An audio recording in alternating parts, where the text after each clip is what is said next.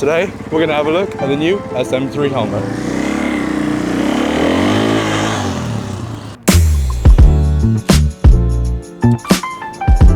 This is Alpinestars' new entry-level helmet.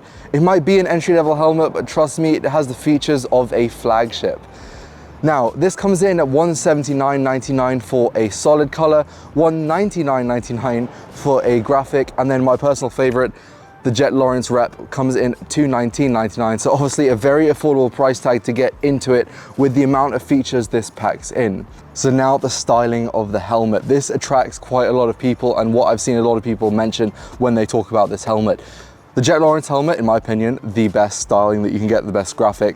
But the overall helmet itself comes in looking more like the SM10, which is their flagship top of the line helmet.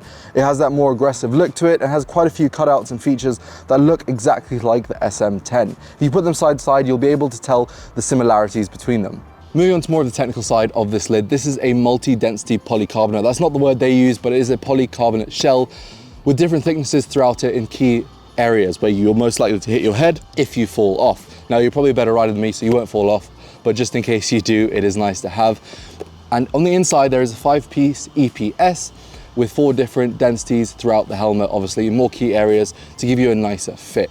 Now, talking about the EPS, there is actually a red coating on the inside, and that is to help the top layer of the liner slide against it so your head can more freely slide inside just in case of a off. Moving on to the liners themselves, these are moisture wicking as well as washable, but they do also have quite a neat feature in them, which is their removal system.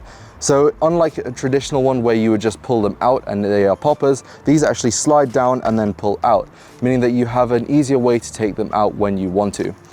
Now, the keen-eyed people out there will also notice there is 2 rubber bands on here, and that is to have a hydration bladder running through so you can have a hands-free setup.